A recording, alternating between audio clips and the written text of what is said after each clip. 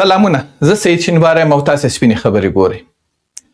د طالبانو د واکمنۍ 5م کال شو چې د افغانستان ښوونځي او پوهنتونونه لا هم د نجونو پر مخ د دوی لخوا تړلي او په دفترونو کې د کار حق سږ هم ورنکړل شو. پاکستان سره په جګړه باندې خلکو تمه لرله چې طالبان به د ملت غوښتنې ومني، خو دا امیدونه یې تش په واورو لیکلي وو. د دوحې له تړون وروسته د طالبانو مذاکراتي پلاوي ویل چې ښځې به تر دکتورا د زده کړو حق ولري، خو د طالبانو د امر بالمعروف وزیر عصري علوم اوس مباح بولي. د معارف وزیري کلتوري ممانعت ګڼي. ویاند او چارواکي وایي چې ترتیب ورته جوړو او د لوړو زده کړو وزیر یې ملا ندیم اخوند وایي که هر چا سره د زده کړو د رواوالي دلیل وي موږ سره دې شریک کړي او په دې اړه عام محضر کې پوښتنې نورې بندې دي. آیا اسلام رښتیا هم ښځې ته د زده کړو کار حق نه ورکوي؟ طالبان ولې دواړه ځله واکمنیو کې د ښځو پر زده کړو او کار باندې بندیزونه لګوي؟ په همدې اړه مو افغان دیني عالم او شیخ الحدیث ډاکټر عثمان طارق ته بلنه ورکړې چې بحث ورسره ولرو. ډاکټر صاحب سلیم شه، بخیر راغلی. تاسو ستړي بشئ. السلام علیکم ورحمت الله وبرکاتو. تاسو لیدونکو او اوریدونکو ډیره مننه. ډاکټر صاحب 5م کال دی چې طالبانو د دویم ځل واکمنۍ ترلاسه کولو وروسته هم لومړی اقدام همدا وکړه چې زده کړې منع کړي. زه غواړم په دې باندې در سره سټپ بای سټپ خبرې وکړم. لومړی دې ته راځو چې خلک پوښتنه کوي چې واقعا اسلام ښځو ته د زده کړو او د کار حق نه ورکوي او کله کله زموږ ټول دیني علما وایي چې ښځې ته ټول شرعي حقونه اسلام ورکړي. تاسو څه وایاست؟ د زده کړو او د کار حق اسلام ورنه اخلي که ورکوي؟ په کومه دلایل؟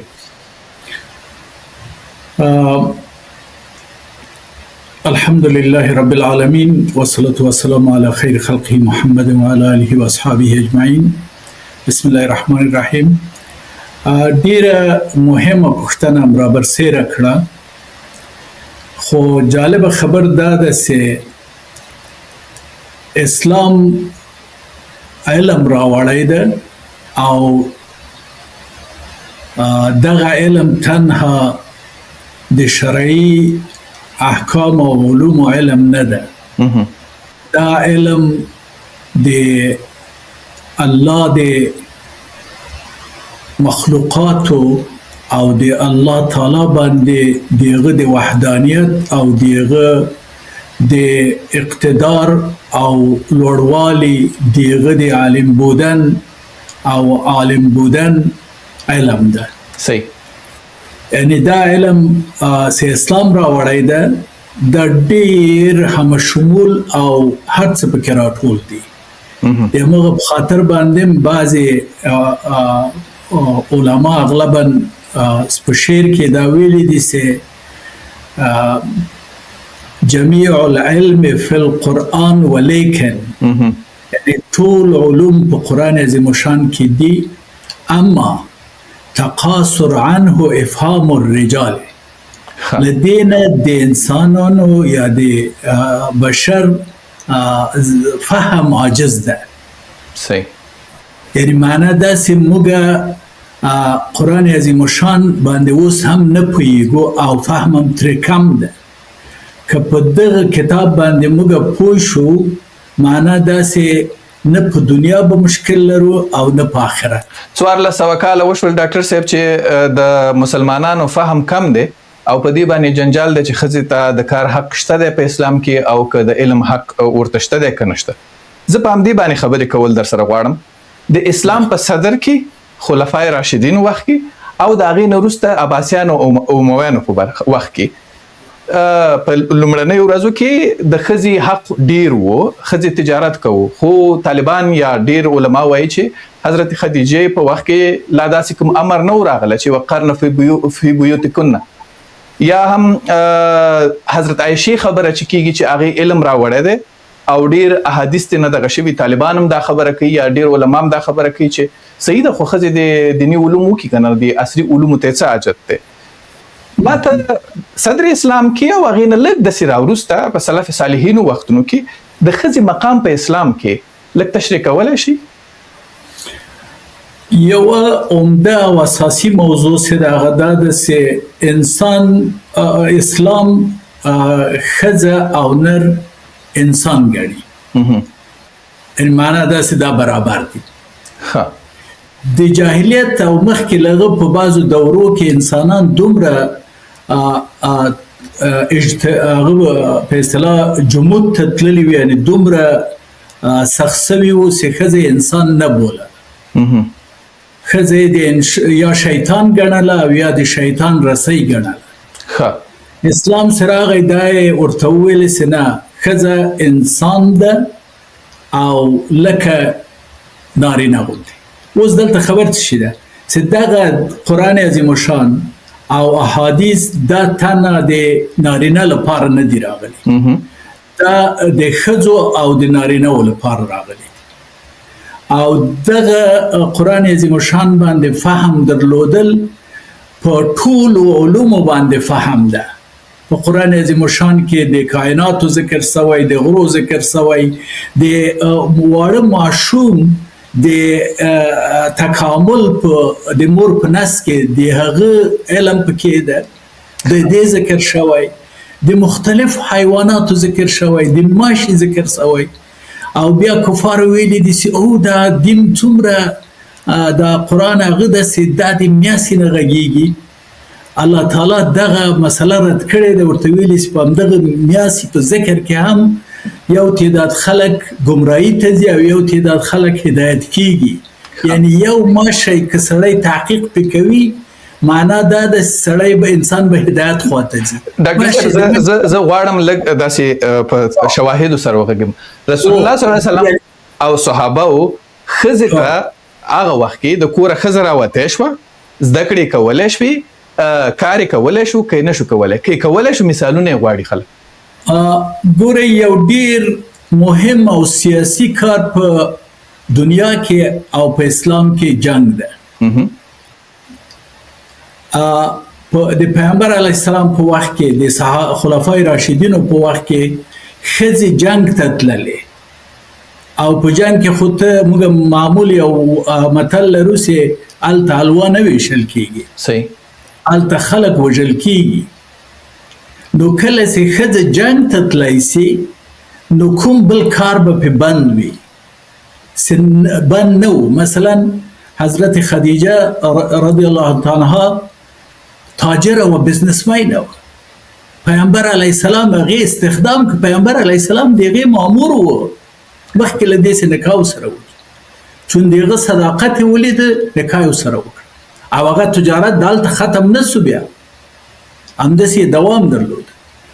د پیغمبر علیه السلام بله ښځه زینب رضی الله عنها، هغې د دباغي کوله، دباغي د پوستکو د حیواناتو، چې په نننۍ اصطلاح کې دې ته د چرمګري فابریکه وایي، دې مسلې ته یا د چرمګري صنعت ورته وایي. صحیح. نو هغه په یو روایت کې وایي چې ما به داسې ورځ راتلی چې 40 پوستکي به مې دباغي کول. یعنی معنا داسې 40 پوستکي له یو حالت نه بل حالت ته د صنعت په وسیله راګرځول، او هغه بیا خرڅول په ګټه باندې. صحیح. د حضرت عبدالله ابن مسعود میرمن زینب رضی الله عنها، هغې کار کاوه، هغه وایي چې زه صنعتکاره یم، خپله پیغمبر علیه السلام ته راځي، زه صنعتکاره یم، زه چې کار کوم، زه د عبدالله ابن مسعود رضی الله عنه یو ډېر عظیم صحابي ده او ډېر عالم او مکثر روایت ده، لکه حضرت عایشه رضی الله عنها. زه د هغه او د هغه د اولادو خرڅ زه ورکوم. اوس خو خبر دا ده چې نو خو د موږ ملا صاحبان به ووایي چې ولې په کور نه کېناستله، دا باید په کور ناسته وای، خرڅ باید عبدالله ابن مسعود راوړی وای.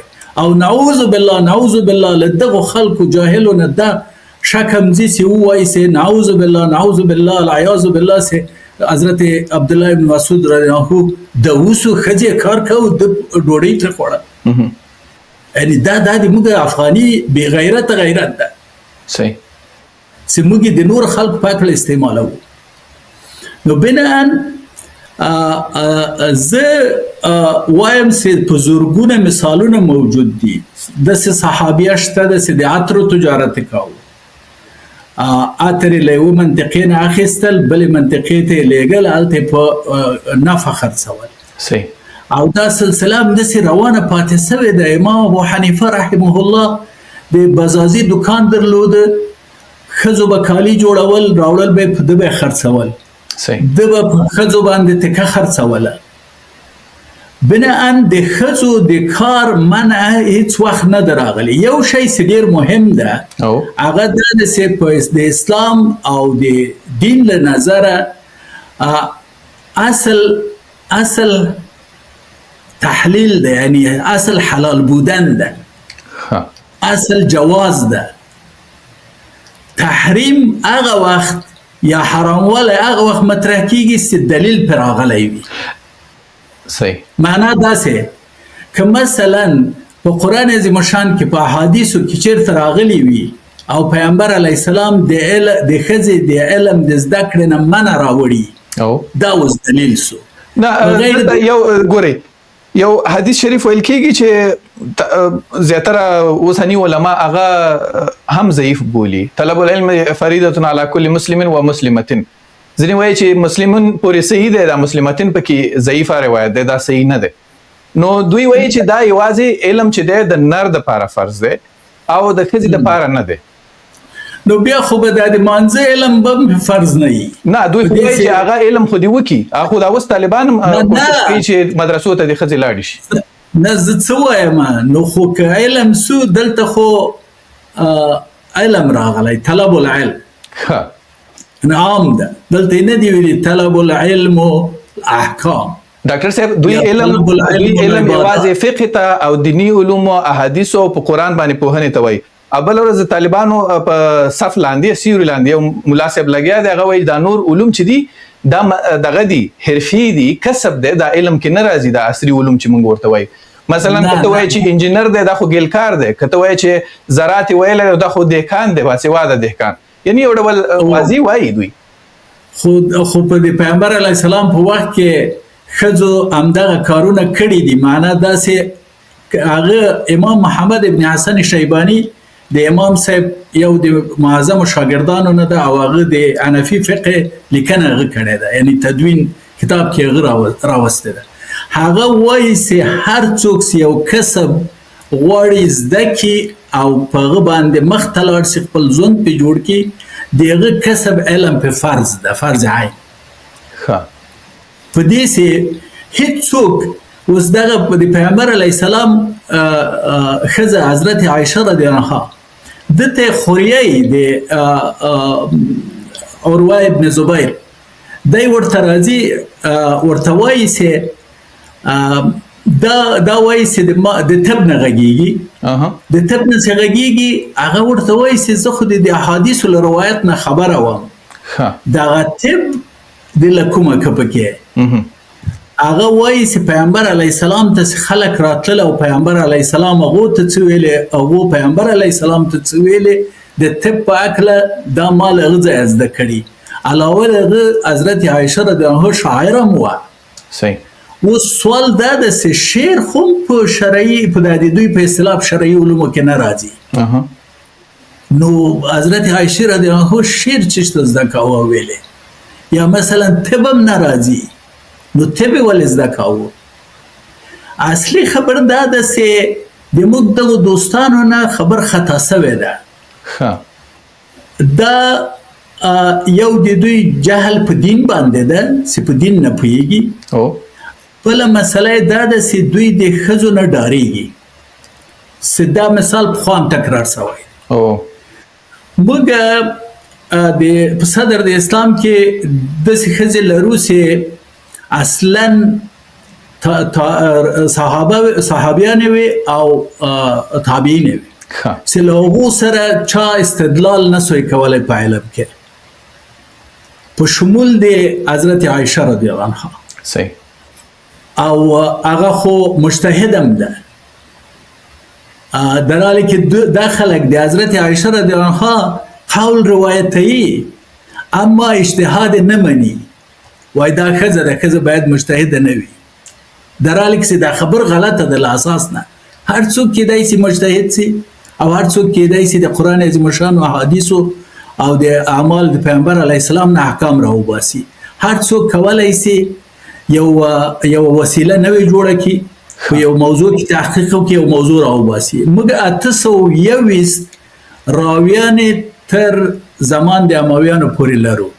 821 راویانې د احادیث ښځینه راویانې هغه ښځې دي چې احادیث روایت کړي دي. صحیح.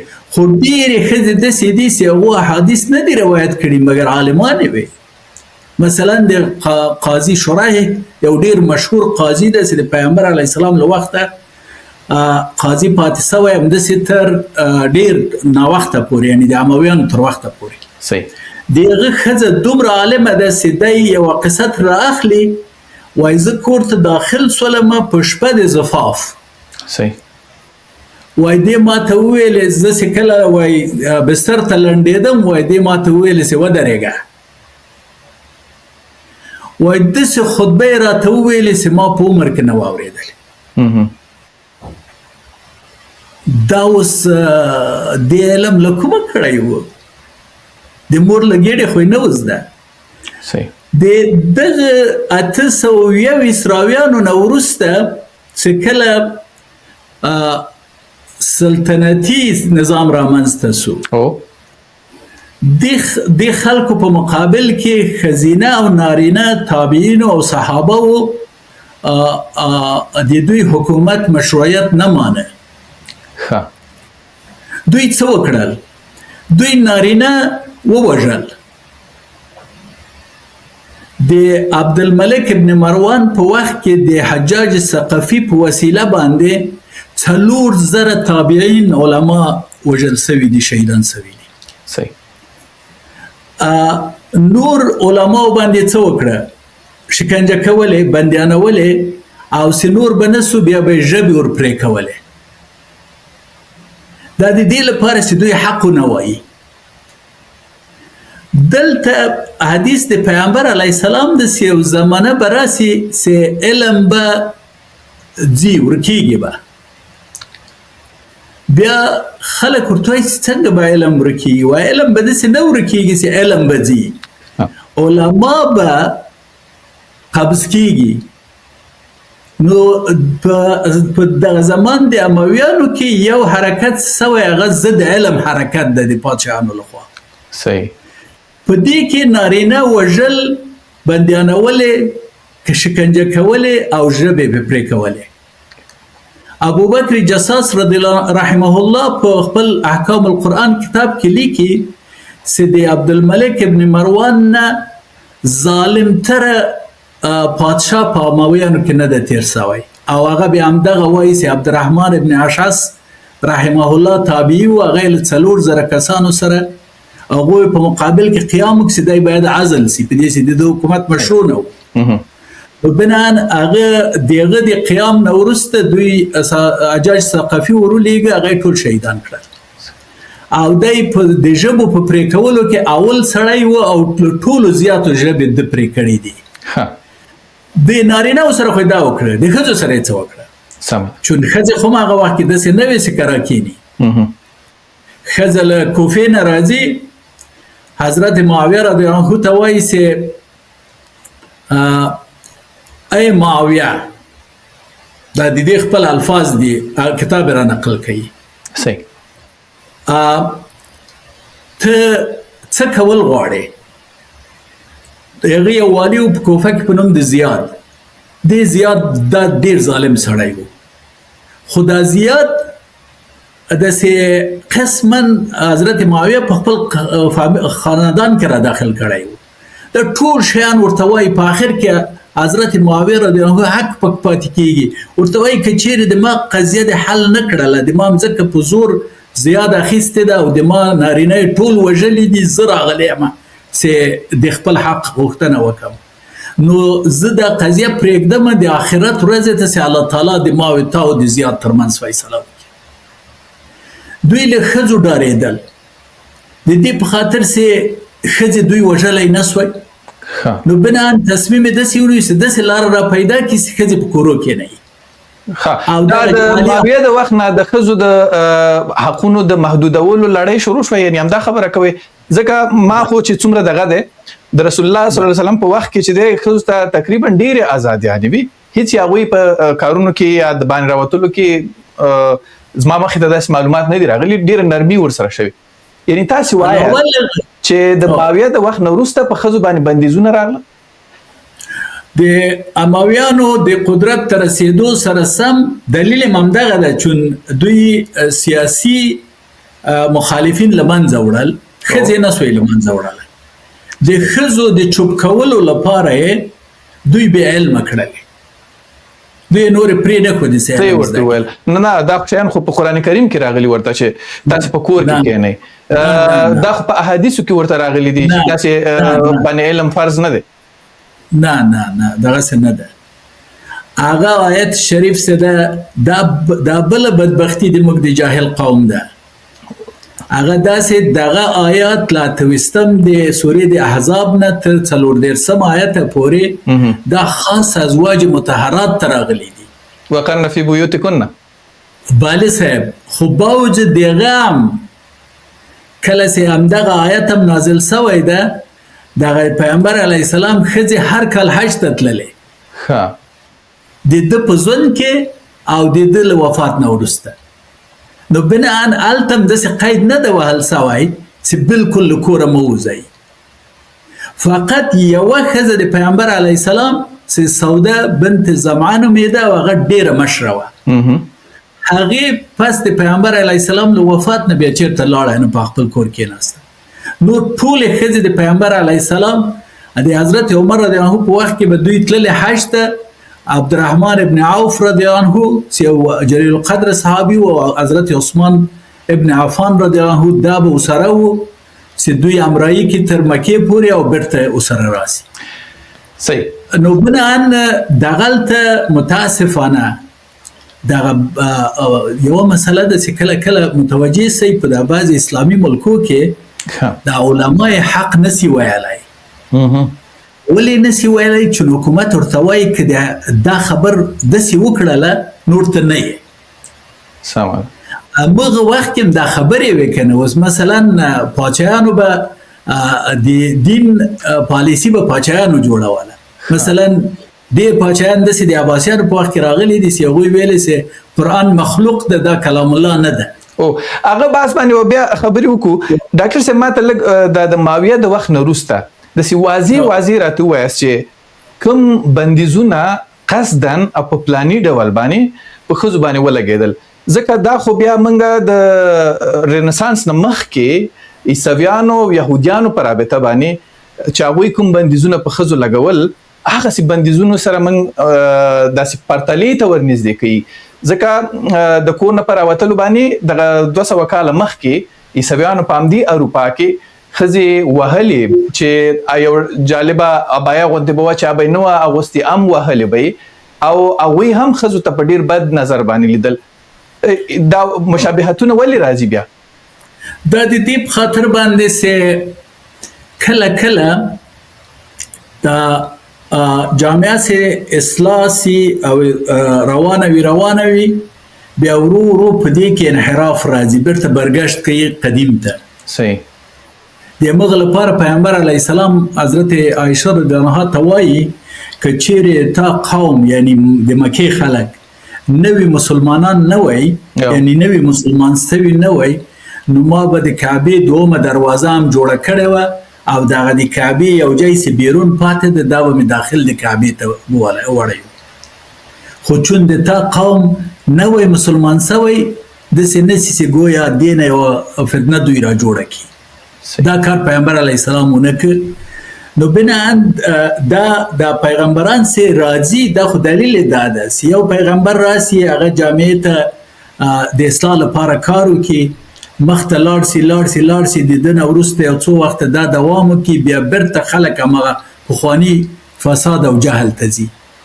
نو بناً د موږ او تاسو په پخوانیو تفاسیرو کې دا اوس تحقیقات پې سوي دي. په د تبری په تفسیر کې ابن جریر تبری، د ابن کثیر په تفسیر کې او نور تفاسیرو کې ډېر اسرائیلیات او د نصرانیت شیان راغلي دي. یعنی معنا داسې د موږ مفسرینو څه مسایل له اخوا راخیستي دي هغه راخیستي مسایل داسې دي مثلا یهود خو تر دې حده د حیض په وخت کې به د ښځې کالی چې د حیض په وینه سو هغه به ورته ویلې چې دا به پرې کوې دا نور ته نسې استعمالولی همدغه نور مسایل هم راغلل داخل د دین سول او بل د تقاضا د سیاست او د استبدادي رژیمونو هم همدا وه چې ښځه باید څومره چې ځبل کېږي وځبل سي یعنې په دوی کې باید عالمه نه وي د مغ لپاره وروسته له هغه موږ عالمان نه لرو ډېر استثنایي یوه ښځه چېرته عالمه تېره سوې دغه پوښتنه هم پیدا کېږي چې زیاتره خلک وایي چې په دغه خلفای راشدین وخت کې ښځه ښارواله موږ لرله خو هغې نه وروسته اوس په نرمۍ چې خلک وایي چې یوازې قاضي نشي جوړېدی نور هر څه جوړېدی شي هغې نه وروسته موږ تقریبا د 80 ورځو دپاره یوه داسې ځایناستې په دغه زرین دور د اسلام چې دی فکر کوم چې دغو په وخت کې و د ترکی سلاطینو په وخت کې چې هلته کومه یوه ښځه د یو څه وخت دپاره 80 ورځو دپاره واکمنه شوې وه هغې نه وروسته په اسلام کې ښځه بره راغلې نه ده او دا خلک موږ ته داسې د یو نور خلک د نورو مذاهبو خلک وایي چې د ښځې معیار ستاسې په دغې کې دا دی چې تاسې ورباندې ځان غالب ګڼئ مسلمانان ورباندې ځان غالب ګڼي او هغه هیڅ کله بره نشي راتلی نه مدیریت ته راتلی شي ستاسې په دین کې ستاسو د روایتو له اساسه دې ته څه جواب د اصل خبر دا ده چې د موږ د قرآن عظیم شان تفاسیر چې دي دا مجتهدینو نه دي کړي دا هغو علماو کړي دي چې فقط علم یې له یوه خولې نه بلې خولې ته نقل کړی دی صحیح او څوک چې یو شی چې ټول بل چا اوري او بل چا ته نقل کوي په دې کې کافي غلط شیان شته دي نو بناءً په دغه تفاسیرو کې چې له وخته را شروع شوي دا مجتهدینو نه دي کړي که مجتهد باندې څوک استدلال وکړي مثلا وایي چې امام ابو حنیفه ښځه مخلوط نه ده پرېښې د هغې لاسونه یې ویلي دي چې باید دستکش پکې وي دا باید نقاب واغوندي د حجاب کلمه اصلا په حنفي فقه کې غیر د پردې لپاره یعنی د دروازې او د کړکۍ د پردې لپاره بل د ښځو په ارتباط د ښځو د کالیو جز او یا کالی هیڅ نه ده ګڼل شوی دا اوس موږ ټول د ښځې کالي مسله چې حجاب وایو حتی همدغو د موږ نیمچه علما او همدغه اوسني حاکم ګروپ په خپل فرمان د حجاب په نوم صادر کړی ده دا په خپل یو لوی جهالت ده ځکه حجاب د ښځې کالي نه دي نه د ښځې د کالیو جز ده نو فکر کوه چې دین دومره په دغه تفسیرو کې تحریف شوی ده دا اوس علما وایي چې دغه مخ پټول خو چې دی فرض نه دی په ښځه باندې اوس دې دپاره چې مخ نه فتنه جوړیږي ځکه نو علما او مجتهدینو فیصله هم دا ده چې دوی د مخ هم پټوي نه دلته بل مشکل ده ګوره په شریعت کې یو قاعده شته ده چې په مجهول باندې هیڅ شی نه بنا کیږي دا فتنه خو دوی نه ده تعریف کړی نو فتنه په خپل یو مجهول شی ده په حدیثو کې هیڅ نه ده راغلی یو حدیث شریف داسې راغلی ده چې بیا لکه اتیر ځل هغه یو زه همدا خبره کوم د ښځو ګیله ده ښه ډېره واضح ګیله ده ما سره ډېرې پوښتنې دي ښځې وایي چې زموږ اسلام کې راځي چې کومه کور کې نجلۍ پیدا شي نو هغه پلار ډېر بختور دی په هغې کور باندې 40 ورځې د الله تعالی رحمتونه ورېږي بیا بل حدیث راځي چې رسول الله صلی الله علیه وسلم وایي چې ما په معراج کې چې سفر مې کوو نو ډېرې ښځې مې په دوزخ کې ولیدې یا مثلا ناقص العقل راته وایي یا هم فتنه راته ویل کېږي په همدې اسلام کې او بیا دومره شمه تر ټولو به اول هغه څه ورته دوزخیانو کې هم زه راځم ډېرې ښځې به هم دوزخیانې دا څه موضوع ده نه دلته موږ خو داسې یو چې یو حدیث ظاهر د حدیث را اخلو په هغې کې دومره مبالغه پکې کوو چې اصلا د دین نه خو څه صلاح انسانیت نه موضوع پکې صحیح دغه موضوعات چې دي پیغمبر علیه السلام دا حدیث راغلی ده چې لمانه وروسته د ښځو نه لویه فتنه نارینهو ته نشته. همدا خبر دلته اوس خبر څه شي ده؟ ښځه نارینه ته فتنه ده، ښځه خپله فتنه نه ده. دلته باریکی لري. هغه معنا داسې کله چې حدیث شریف ده په آخري وخت د پیغمبر علیه السلام په آخري حج کې روایت شوی ده صحیح چې د ده د تره زوی فضل ابن عباس له ده سره شاته سپور ده. خلک راځي له پیغمبر علیه السلام نه فتواوې غواړي. یوه ډېره ښایسته ښځه په دې روایت کې راځي، یوه ډېره ښایسته ښځه راوړاندې کېږي د قبیلې نوم مې اوس لږ زره ذهن ناغه شو. د هغې قبیلې نه د پیغمبر علیه السلام نه غواړي چې فتوا واخلي. صحیح په دې وخت کې د حضرت فضل ابن عباس رضی الله عنه د پیغمبر علیه السلام تره زوی هم ډېر ښایسته ده.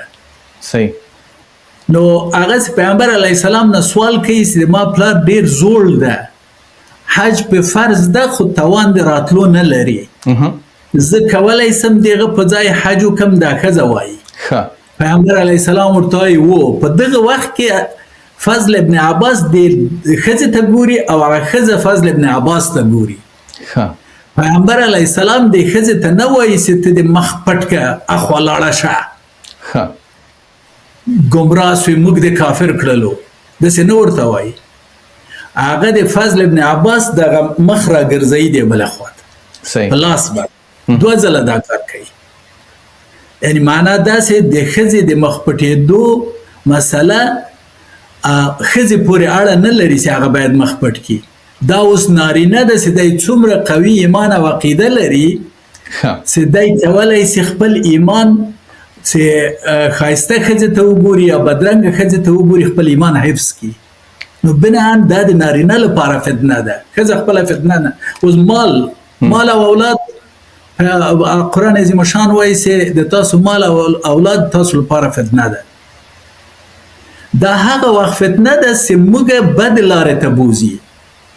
خپل مال فتنه نه ده، خو د موږ لپاره هغه وخت فتنه ګرځي چې موږ د عمل په غلط کار کې ډېره مننه. ډاکټر صاحب راځو بس خو به اوږد شي که ډېرو مسایلو باندې سړی خبرې وکړي. اوس راځو په افغانستان کې د ښځو تعلیم ته او کار ته زه غواړم په دې باندې هم پوه شم. 100 کاله وړاندې غالبا اعلی حضرت امان الله خان د هند علماو نه او بیا نادر شاه خان دوی فتواوې راوغوښتې چې مونږ ښځو باندې تعلیم وکړو که نه، څه فتوا راکوئ. بیا د هغې نه وروسته مونږ په یو ټکر کې یو او هغه ټکر دا دی چې نه پوهېږو چې اسلام د خوا نه دا شی توجیه کړو چې د ښځې تعلیم نشته او که د کلتور د خوا نه چې کلتوري بندیز یې ښځه تعلیم نه کوي. دغه ټکر باندې که راته وغږېږئ چې په معاصره نړۍ کې کومې فتواوې موجودې دي چې ښځه تعلیم کولی شي او کار ته تللی شي، هغه هم د معاصرې نړۍ د اصولو له مخې.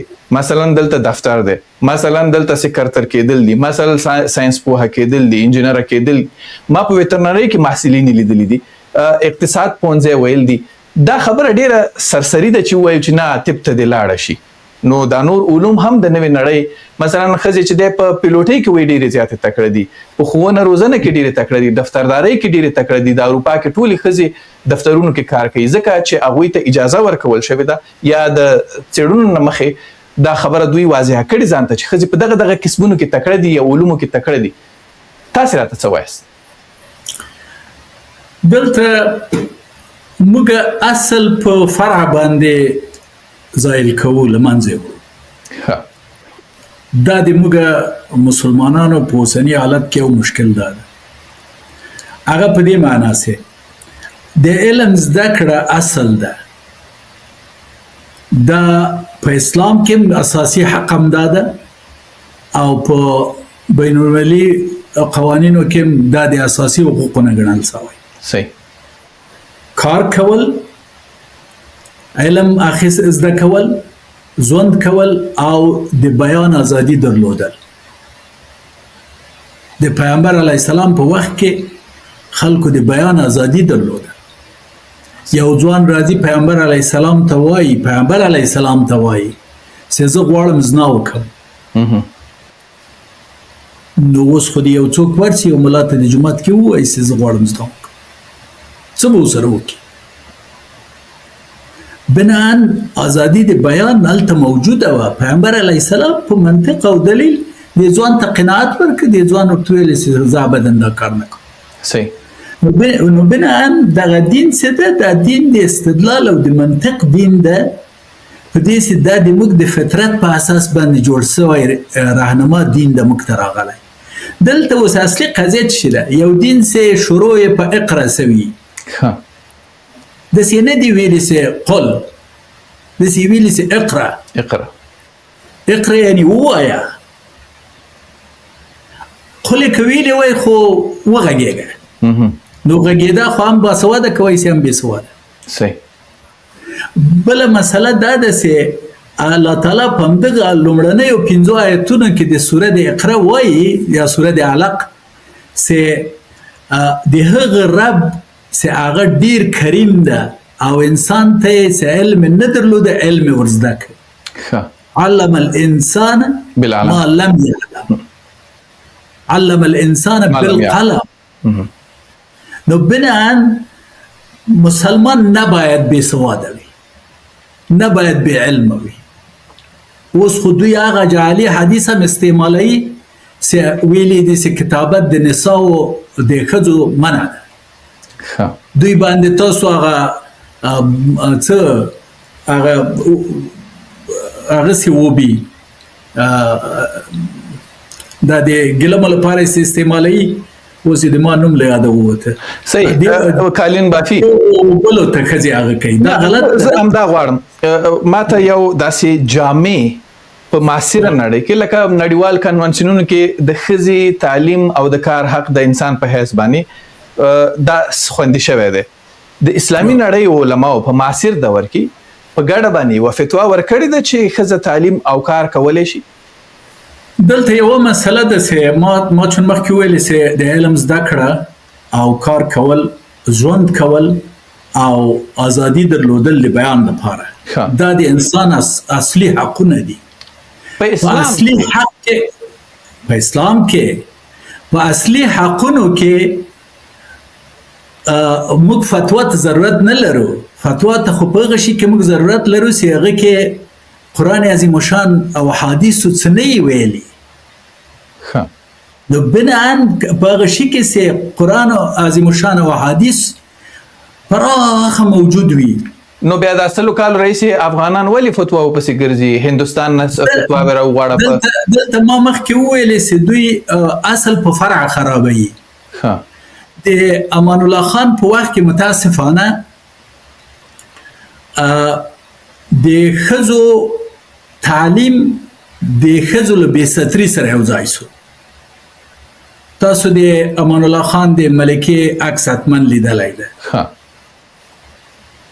یعنې ما ته به ضرورت نه وي که نه ما سره هم شته داسې درته وښیم. دغه بې سترۍ باندې علم بندول دا غلط کار ده، او په علم په بې سترۍ باندې زده کول هم غلط کار ده. صحیح. سطر رعایت که هر رقم علم ښځه او نر زده کوی شي. صحیح. نو بناً دلته دغه هر ځل چې موږ مشکل سره مخ شوي یو، متاسفانه هغه مشکل ګرچې د جمهوریت په وخت کې دغه مشکل په غاړت کې نه و، په دې چې د مکتب نجونو ټولو ډېر ښه لباس درلوده، ټکری یې درلوده، جلا سکول یې درلوده، یعنې مکتب یې جلا و. بله. په هغه مکتب کې دومره دیني مضامین و چې زه یقین لرم چې د دغه څوک چې دا د تحریک تیږه په سینه وهي د همدوی به هغومره دین نه یې زده لکه د همغو نجونو چې په مکتب کې زده شوی. صحیح. ډاکټر صاحب زه غواړم لږ د هغې نه راوروسته مسایلو باندې هم وغږېږم، تاسو نه پوښتنې واخلم، پوښتنې درنه وکړم او ځوابونه راته راکړئ. راځو یو خبره چې په افغانستان کې کیږي، تاسې په خپله د لوړو زده کړو معین هم پاتې، د معارف د پوهنې وزارت معین هم پاتې شوي یاستئ. کلتوري مسایل څومره د افغانستان کې د زده کړو مخه نیسي. لږ درنه فقط د څنګه دا پوښتنه لرم. دلته یوه قضیه ده چې بیا هم موږ په یو شي کې غلط سوي یو. موږ یو پسندیده یا روا عرف ده یو ناروا عرف ده. یو هغه عرف ده چې موږ د اصل نه راباسي، موږ نه جاهل جوړوي. قرآن عظیم شان وایي چې هغه څوک چې پوهیږي او هغه څوک چې نه پوهیږي دا سره برابر نه دي. نو دا که په ښځه کې ده که په نر کې ده علم لازمي ده. اوس هسې خبر دا ده چې موږ متاسفانه پیغمبر علیه السلام چې کله راغی خو د جهالت دوره د عربو خو د بې علمي دوره وه. صحیح. هغه له دې سره مقابله وکړله، یعنی بې علمي یې له منځه ویوړله. ټولې ښځې او نر باسواده شول، ټول په دین پوهېدل او په دنیایي مسایلو پوهېدل.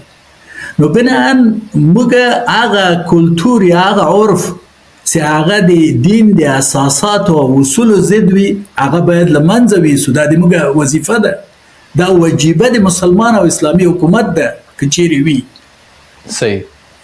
نو بنا موږ خو داسې نسو کولی چې مثلا ووایو چې په هلمند کې یا په ارزګان کې په یو کلي کې خان صاحب اجازه نه ورکوي چې د نجونو مکتب جوړ سي. هغه نه غواړي چې ښځې باسواده سي. نو زه خو د اسلام نماینده یم، زه د الله تعالی خلیفه یم د مځکې په سر باندې. زه باید هغه پوه کړم، که نه پوهېږي باید منع یې کړم په لاس باندې. ډېره مننه. ډاکټر صاحب تاسې خو ماشاءالله جالب شخصیت دی، لکه هر اړخ کې تاسو نه پوښتنه کېدای شي. په افغانستان کې یو ډېره لویه ستونزه دا د زده کړو په رابطه باندې، مثلا مترقي غوښتونکي خو وایي چې زده کړو ته لاړ شئ، خو ډېر جنجال چې دی هغه د اسلامي نهضتونو د لارویانو نه دی د ښځې د زده کړې په رابطه باندې. که موږ ووایو چې طالب زه دا به ووایم چې زه خو د زیړ کتابونه لوستي دي. دغه مجاهدینو کې ډاکټران مو، انجینران مو، ساینس پوهان مو، لوی لوی خلک پکې. یا د اسلامي تحریکونه چې په افغانستان کې د سردار داود د وخت نه د شاه د وخت نه راپورته شوي دي، دوی د ښځو د ښوونځیو او د زده کړو ډیر مخالفت کړي. او ما فقط تقریبا بلکې تر یو حده پورې د ستاسې پخوانی ګوند حزب اسلامي دوی ولیدل چې ښځو ته د زده کړې یا ښوونځي په رابطه باندې یا د نرسنګ کورسونو په برابرولو کې دوی نور نه متفاوت وو. دا ولې زمونږ هر ډول اسلامي ذهنیت والا خلک د زده کړو مخالفان پاتې شوي دي. د ښځو مکتبونه تاسې وخت کې تاسې شاید نه یې سوځولي خو سوځولي هم دي. دا ولې؟ دلته یوه مسله چې ده هغه دا ده، کومه فرضیه چې زه غواړم په خپل د دکتورا په ریسرچ کې ثابته کړم هغه دا ده چې مسلمان هغه وخت افراطي کېږي چې ښه عقیده لري، یعنی په عقیده کې ښه پوخ ده، ښه احساسات د بې عدالتۍ په مقابل کې د ظلم په مقابل کې لري. خو یو شی چې دی افراطیت ته بیایي هغه دا ده چې دی د اسلام نه واقعا علم نه لري. دا خصوصیت د موږ په تیرو جهادي ګروپو کې مو او په دې کې خو لا ډېر ده. په دې معنا د موږ جهادي ګروپونه چې چاره شروع کړي دي خو هغه ډېر قوي پکې حکمتیار صاحب. حکمتیار صاحب له دوم صنف د انجینري نه تللی ده، مخکې له هغې هم تفسیر و ترجمه و حدیث نه دي ویلي، وروسته له هغې هم تر 1360 کاله پورې حدیث و تفسیر نه ده ویلی. په 1360 کال کې چې د حدیث و تفسیر شروع کړ، د له یو کلاسیک ملا نه شروع کړ. یعنی دا په دې معنا چې بیرته مغه عنعنوي دینی عالم ته مراجعه وکړه چې هغه څومره عالم و، هغه جلا خبر ده، زه شخصیت ته احترام لرم، مولوي صاحب ترقی په هغې باندې نه غږېږو، په دغې باندې غږېږو چې ولې ورانه وه ورسره د ټول. ما مطلب څه شي ده دغه وخت کې د حجاب موضوع له عربانو ملکونو نه راغله د مجاهدینو منځ ته ولوېده. صحیح. داسې ولوېدله دا خلک بیرته په زاړه خط روان شول. که نه د مجاهدینو په هغې کې په رهبرانو کې د استاد رباني لورګانو تحصیل کړی، همداسې د دومه درجه خلکو د حزب اسلامي د ټولو تحصیل کړی لورګانو. او حکمتیار صاحب لورګانو عالی تحصیلات نه دي کړي، در حاله کې چې توقع دا کېدله چې د ده لورګانې باید ډېر لوړو درجو ته ورسي، فقط دا کار یې کړی دی چې ډېر عاجل میړونو ته ورکړي دي، نور ځان تر بېغمه کړي. اوس اصلي خبر دا ده چې دغه خلک بیرته په مغه غلط کلتور کې گیر راغلل چې دا ملت پکې گیر وو، او د موږ کلاسیک ملایان خو طبیعي ده او دا څومره استخباراتي دکتې وه، په دې باندې سړی ویلی شي لنډ؟ ولا زه ډیر باور نه لرم چې یو خارجي ملک استخبارات دی یو چاته وایي چې ته د اولادونه بې تعلیمه که، نه د خلکو بې تعلیمه که مکتبونو ته، حتی د خلکو په دې چې که موږ دغه مکاتب د جریان د جهاد کې دا مکاتب حساب کو، خو د هلکانو لپاره حتی په هغو ځایو کې چې جنګ روان و مکتبونه جوړ شوي وو، اما د نجونو لپاره نه وو. دلته تنه د نجونو مسله ده او هغه د دغه غلط کلتور د تاثیراتو قضیه ده. دوی د دین نه بوتلل، دوی ونه سوی کولی چې دیني اصل قایم کی، چون علم قوي نه و نه سوی کولی دفاع له دینه وکړي. مثلا د حزب اسلامي په دارالفتاح کې زاړه پخواني مولوي صاحبان پراته وو چې مونځ او داسې ښه زده وو، د جمعیت په دارالفتاح کې ماینه کسانو، د حرکت انقلاب اسلامي مولوي صاحب محمد نبي سره ماینه کسانو، ډېره مننه. نو بنیان کار بیرته موږ خلکو ته وسپارل شو چې پخوا ورسپارل شوی. صحیح. ډاکټر صاحب تاسو د طالبانو په لومړۍ واکمنۍ کې هم کار کړی دی، زه غواړم پوه شم په هغه وخت کې ښځې همدغسې کورونو ته ولېږل شوې دفترونو نه او ښوونځي ورته بند شول، بیا یې هغه وخت کې همدا خبره کوله چې موږ ورته ترتیب جوړوو او چې شرایط ورته ماده کو بیرته به بیا دوی راوغواړو. په هغه وخت کې شاید تاسو په دې ذهنیت به وایي چې زه خو همداسې صحیح دی زموږ حکومت چې داسې یو پرېکړه کړې ده موږ به هم پکې مل یو. د دغه پرېکړې دپاره هغه وخت کې دلایل څه شو؟ متاسفانه په هغه وخت کې هم دلایل قانع کوونکي دلایل دوی نه درلودل، اوس هم نه لري او زر کاله وروسته به هم نه لري که خدا نخواسته. ناستې پې کولې د علماو ناستې کېدې داسې رښتیا هم ترتیب جوړېده که نه دروغ یې ویل؟ نه هېڅ شی هم نه و، دا هسې خوښ یوه خبر ده. ما د هغه د وزیر صاحب د تحصیلات عالی د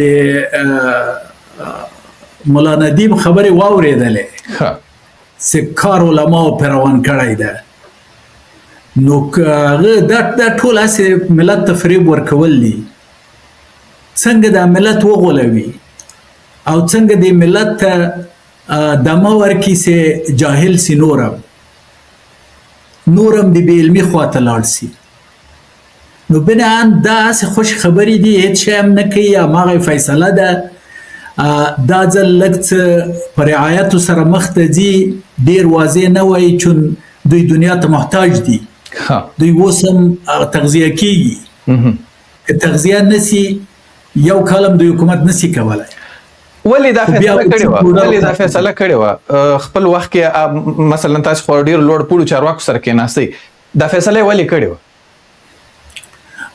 نه دا دلیل خو له هغو پوښتنه چا نه سوی کولی چې ولې، خو اصلي خبرې دا وه چې دا فساد راولي.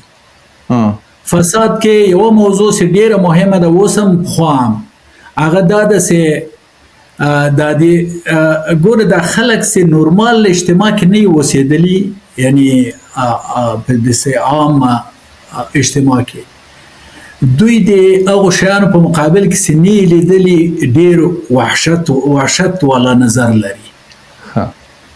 اوس که ته مثلا د کابل د نجونو مکتبونه خلاص وي او ته د ارزګان لشکر راولې دلته یا د هلمند یا د قندهار د اطرافونو او په دغه کابل کې د نجونو له مکتبو رخصت سي خو دومره ورځ به 200 تختولي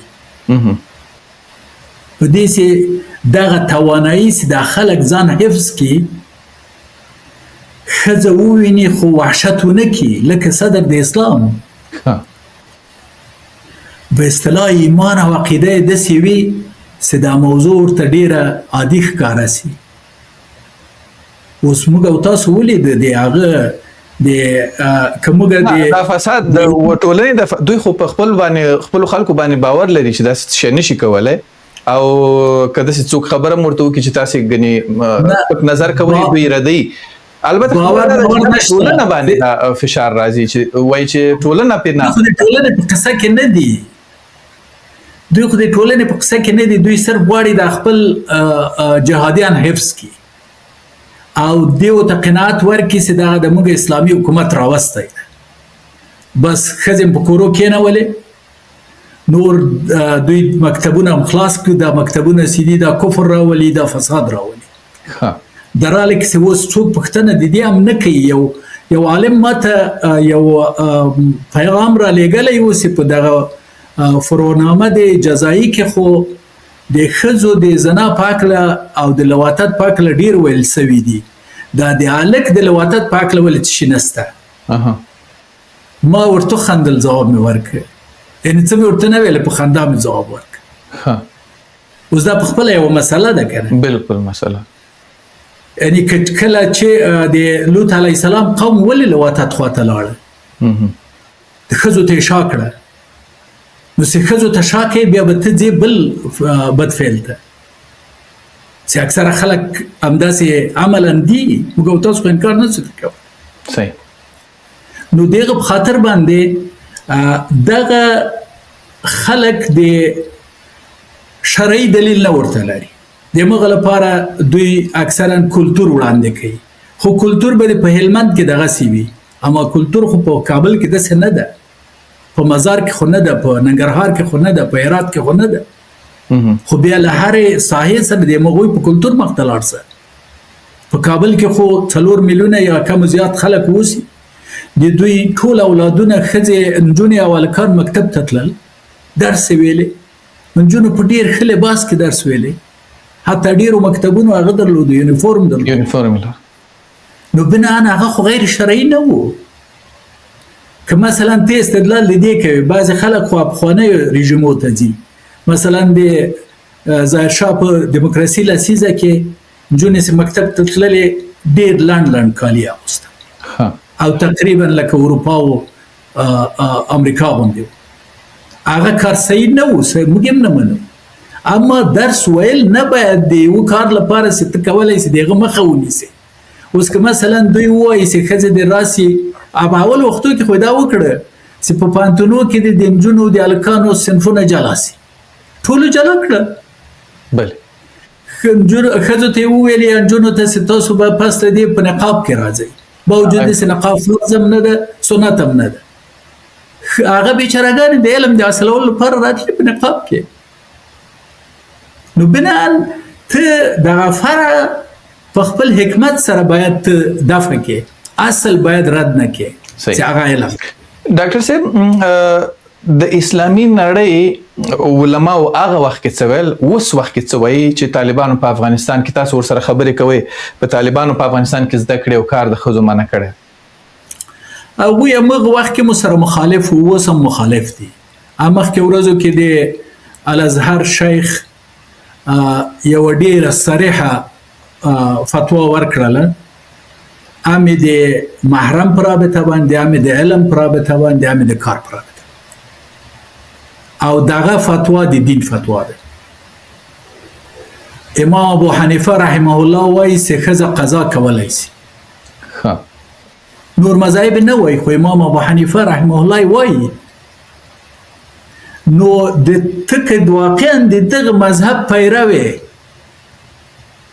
نو خو امام وایي چې ښځه قضا کولی شي ته خو دغه مذهب نه تمرد کړی ده، ته باید 2 کاله بندي سي د تا د خپل قانون په اساس. بله بنان دا بیچارهګان خدای پاک دې په موږ هم رحم وکړي په دوی باندې. الله تعالی دې دوی ته هدایت وکړي او دوی ته د سم علم ورکړي. صحیح. طالبان یو خبره کوي، مخکې خو ویل چې ډاکټورا پورې به زموږ په حکومت کې زده کړې وکولی شي، بیا یې وویل چې دا مباح دی، اوس وایي چې په دې اړه خبرې هم بندې دي او په مباح کار چې هغه اصولنامه کې هم راغلي که امیر یې منع اعلان کړي، بیا که څوک کوي 6 میاشتې سزا زندان به هم ګوري. خلک پوښتنه لري چې تاسې طالبان پیژنئ، دیني عالم هم یاستئ، دیني نهضتونو کې مذهبي نهضتونو کې د کار سابقه هم لرئ، طالبانو کې هم د کار سابقه لرئ.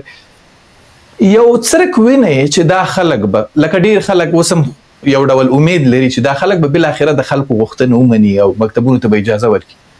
د طالبانو پشتون کې د ښځې د کار، د پوهنتون او د زده کړو حق راتلونکی وینئ؟ نه بالکل. دلته مسله ده، موږ باید یو څه تحلیل د دې قضیې وکړو. هغه داسې تاسو کله اورېدلی دي چې د طالبانو یو مشر، دا غټ مشر خو په ځای پرېږده، په دې چې نعوذ بالله هغه ته خو د صحابه کرامو حیثیت دوی قایل دي، هغه تیر ملا عمر ته دوی عمر ثالث لیکلی دي. دغه شخص نیم چې دا اوس د دوی رهبري کوي، دې نیم نږدې صحابي جوړ کړی دی چې درحال کې صحابه او خلفای راشدینو خلکو اعتراض کاوه، ښځو نرو. نو تاسو کله چیرته لیدلی دي چې یو طالب ویلی دي چې دغه یا یو طالب مقام ویلی چې دغه کار صحیح نه ده سوی؟ موږ اعتراف کوو دا باید صحیح سي.